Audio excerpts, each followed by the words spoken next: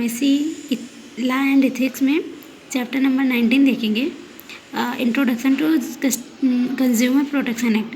Actually में ये जो चैप्टर है ये काफ़ी छोटा है, तो पहले हम छोटे छोटे चैप्टर्स को कवर कर लेते हैं इस सब्जेक्ट में।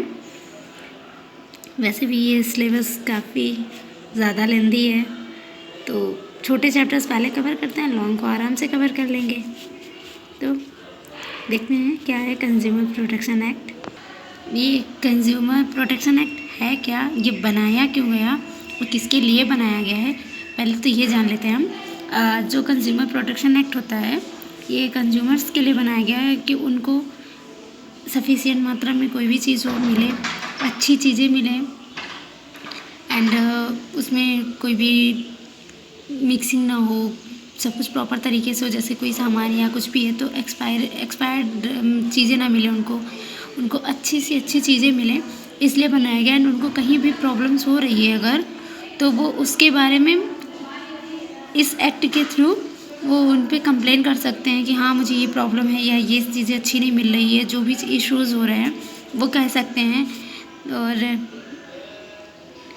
फिर देखते हैं इसमें है क्या आगे, ये कब बनाया गया एंड कब इसके रूल्स कैसे कब लागू हुए हैं, इसके बारे में देख लेते हैं। इसके राइट्स क्या क्या मिले हैं एंड रिस्पॉन्सिबिलिटीज़ क्या क्या होती हैं, ये सारी चीज़ें हम पढ़ लेते हैं इसके अंदर, क्योंकि टॉपिक में सिर्फ इतना दिया हुआ है introduction of consumer protection act, और इसके अलावा उसमें कुछ भी नहीं लिखा कि हमें कौन कौन सी टॉपिक्स इंक्लूड करनी है, क्या क्या उसमें मेन पढ़ना है।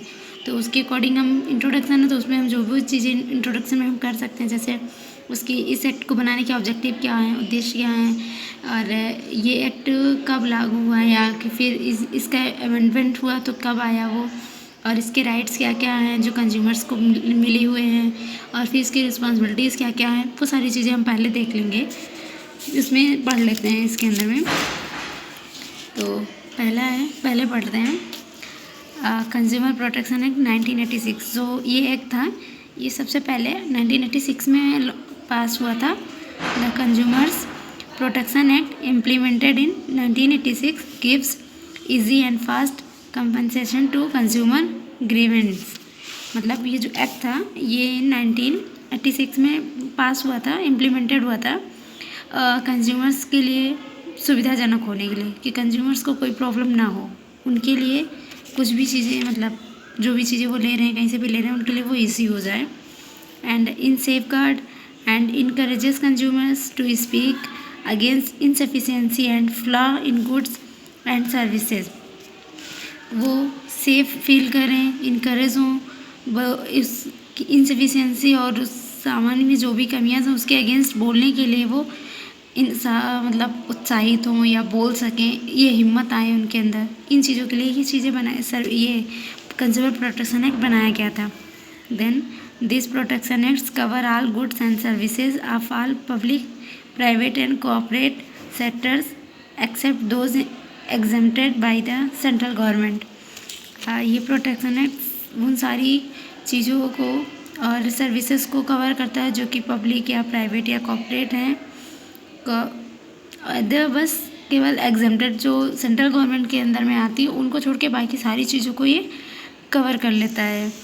द कंज्यूमर या customer protection act is a law in favour of customer wherein their interest are taken into consideration and given the preference. ये कंज्यूमर प्रोटेक्शन एक्ट कस्टमर्स के फेवर में लॉ बनाया, एक नियम कानून है जो बनाया गया था जिससे वो इंटरेस्ट लें या फिर उसके अगेंस्ट बोलने के लिए उसमें इंटरेस्टेड हो कि हाँ हमारे अगेंस्ट कोई लॉ है या हम उस कोई एक्ट है हमारे लिए जिसका हम यूज़ कर सकते हैं अपने सुविधाजनक होने के लिए, कोई सी चीज़ों के लिए या जो भी प्रॉब्लम्स हो रही है उनसे बचने के लिए हम उस एक्ट का यूज़ कर सकते हैं। यही था इसका मतलब। The law was recently amended in 2019 and replaced the existing on which was passed back in 1986, thereby enabling customers with further rights to exercise in their daily lives। ये जो लॉ था अभी इसमें अमेंडमेंट हुई है रिसेंटली 2019 यानी 2019 में, अभी रिसेंटली इसमें अमेंडमेंट हुई है, कुछ चेंजिंग किया गया है और 1986 के बाद देन 2019 में हुई इसमें अमेंडमेंट हुआ, बीच में कोई अमेंडमेंट नहीं हुआ है। Then The Consumer Protection Act implemented in 1996 gives easy and fast compensation consumer governance. It safeguards, encourages consumers to speak against insufficiency and flaw in goods and services. Then अभी हम देखते हैं ना बेसिक राइट्स क्या क्या हैं consumer के, मतलब कंज्यूमर्स के बेसिक कौन कौन से राइट्स इन पे इंक्लूड किए गए हैं। तो इसमें आ रहे हैं right to be protected against marketing of goods and services that are hazardous to life and property। इसके अंदर में ना मार्केटिंग करना और अच्छी सर्विसेज के लिए, फिर वो चीज़ें जो कि लाइफ और प्रॉपर्टीज़ के लिए हानिकारक हैं, हजार्डस हैं, उनके लिए बनाया गया। उसके लिए राइट्स है कि हाँ हम उसके अगेंस्ट में बोल सकते हैं, प्रोटेक्ट कर सकते हैं उन चीज़ों से। Right to seek redressal against unfair trade practice, then right to consumer education, consumers को एजुकेट करना भी इसके अंदर में इसका राइट्स है कि हाँ कंज्यूमर को हम बताएं। और right to be heard and to be assured, और इसमें एक ये भी राइट्स है कि हाँ that consumers interest will receive due consideration and at appropriate forums. इसमें है कि कंज्यूमर्स को इंटरेस्ट हो और एश्योर करें, वो सुने, उनकी बातें सुनी जाए और उनको एश्योर किया जाए और उनके इंटरेस्ट को भी बढ़ावा दिया जाए। एंड कंज्यूमर प्रोटेक्शन एंड 2019 जो है इसमें देख लेते हैं क्या क्या हुआ था, इसमें क्या थे।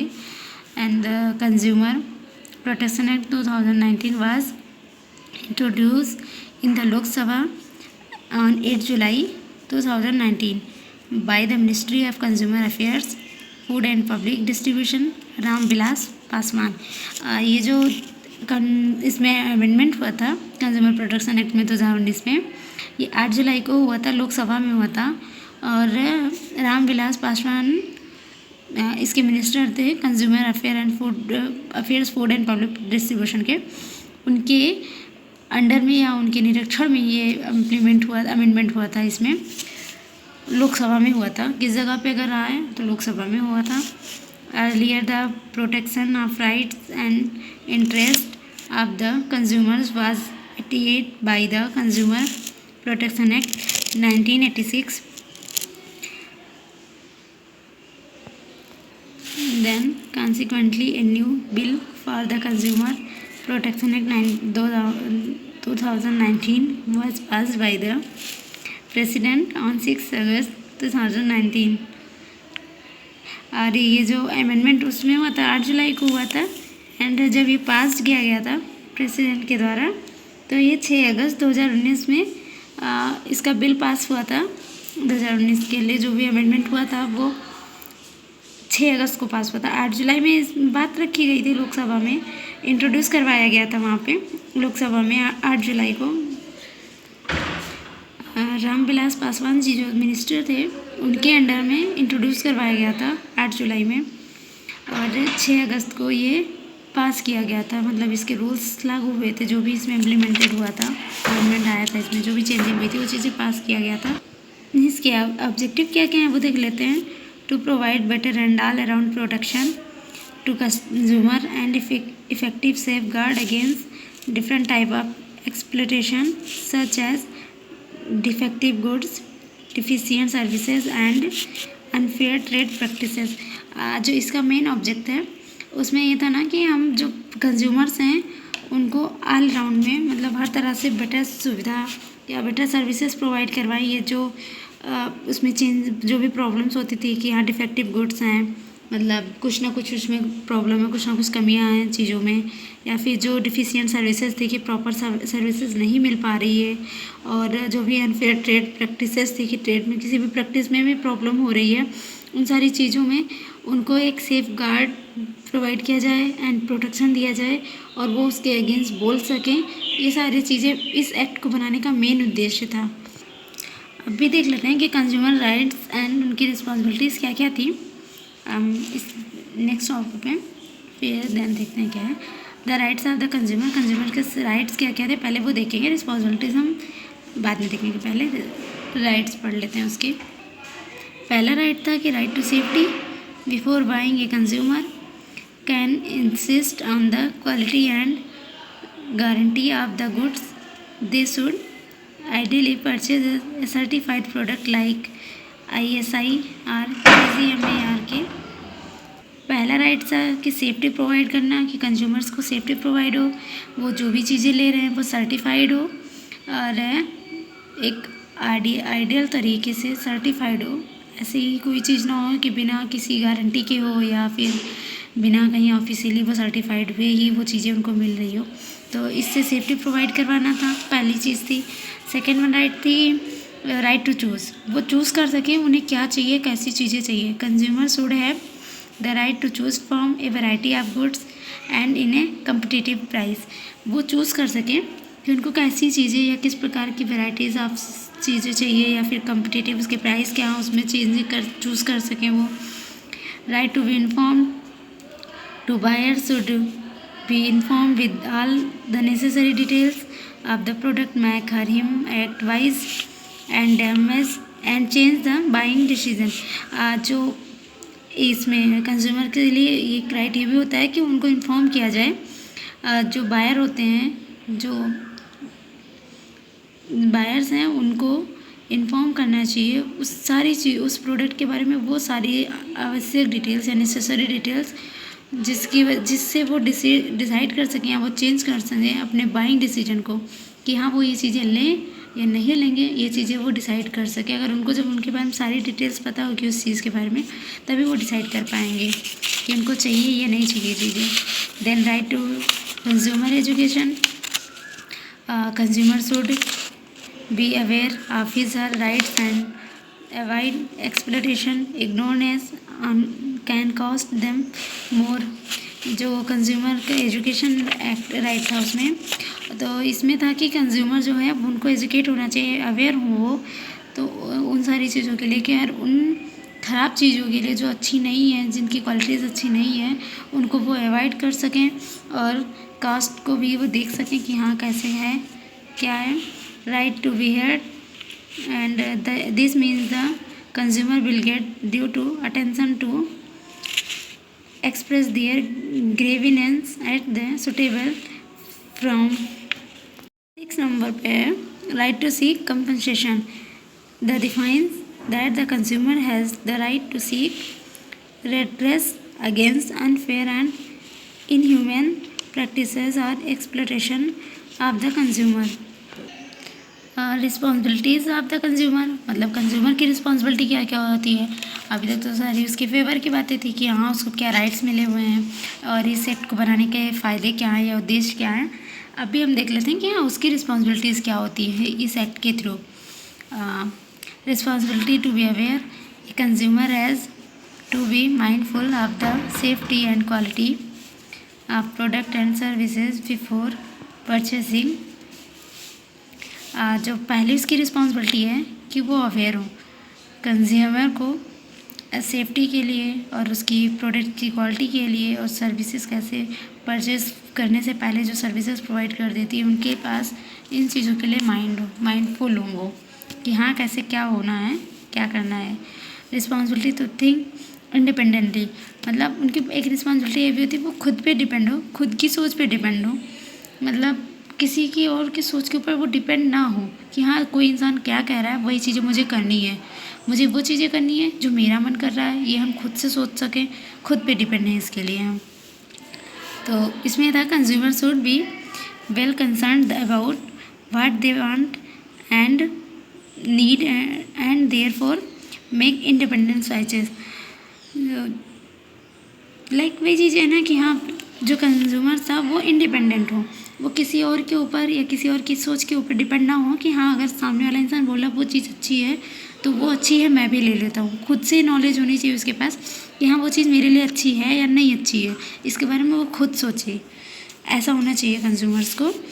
Responsibility to speak out, consumers को बोलना भी आना चाहिए, उनको बोलने का तरीका होना चाहिए कि हमें कैसे बोलना है क्या करना है। Buyer should be fearless to speak out their grievance and tell traders what they exactly want. जो इस बायर्स होते हैं उनको बिना डरे बोलना आना चाहिए एंड वो बोल सकें हाँ कि वो एग्जैक्टली वो चाहते क्या हैं, उन्हें चाहिए क्या चीज़ें. ऐसा नहीं हो कि हाँ वहाँ कहीं भी गए हैं कुछ भी ले रहे हैं एंड वो डर रहा है, उनको बोलने में नहीं हिचकिचाहट हो रही है, हमें क्या चाहिए क्या नहीं चाहिए हम बोल ही नहीं पा रहे हो. ये चीज़ें नहीं होनी चाहिए कंज्यूमर्स के अंदर में. तो ये एक रिस्पॉन्सिबिलिटी उसकी बनती है. एंड रिस्पॉन्सिबिलिटी टू कंप्लेन करना है तो उसके लिए भी रिस्पॉन्सिबल होना चाहिए कि हाँ किसी चीज़ के लिए कंप्लेन करनी है तो रिस्पॉन्सिबिलिटी है, रिस्पॉन्सिबल होना चाहिए कंज्यूमर्स को. It is the consumers responsibility to express and file a complaint about. वो रिस्पॉन्सिबल हो, रिस्पॉन्सिबिलिटी दिखाएं अपनी एंड कंप्लेंट करें, फाइल करें जो भी चीज़ें हैं about dissatisfaction with goods and services in A sincere and fair manner. वो कंप्लेन कर सकें, कंप्लेन फाइल कर सकें अपनी डिससेटिस्फैक्शन के लिए और एक सही सिंसियर और बिना डरे हुए मैनर में. देन रिस्पॉन्सिबिलिटीज थी क्या एथिकल कंज्यूमर. उन्हें एक एथिकल कंज्यूमर बनना चाहिए. They should be fair and not engage themselves with any deceptive practice. मतलब जो कंज्यूमर्स हैं उनकी कई रिस्पॉन्सिबिलिटीज़ आ गई. जैसे कि देख लिया, पहली तो वो अवेयर हों, दूसरी फिर वो थिंक इंडिपेंडेंटली हों एंड थर्ड थी स्पीक आउट. उन्हें बोलना आना चाहिए, वो बोल सकें कि हाँ उन्हें क्या चाहिए क्या नहीं चाहिए. एंड कंप्लेन करने के लिए भी उनको एक प्रॉपर वे प्रॉपर मैनर्स पता होना चाहिए एंड वो कंप्लेन कर सकें, इसके लिए भी वो रिस्पॉन्सिबल हों. एंड एक इथिकल कंज्यूमर लाइक उनको एक इथिकल कंज्यूमर भी होना चाहिए. एंड उनकी राइट्स क्या क्या है तो वो भी देख लिया कि safety, choose and inform, consumer education and hear and seek compensation. ये सारी उनकी राइट्स थे और ये रिस्पॉन्सिबिलिटीज़ थी. तो आई होप कि आपको मेरा लेक्चर अच्छा लगा होगा and thank you so much for watching this video. Thank you.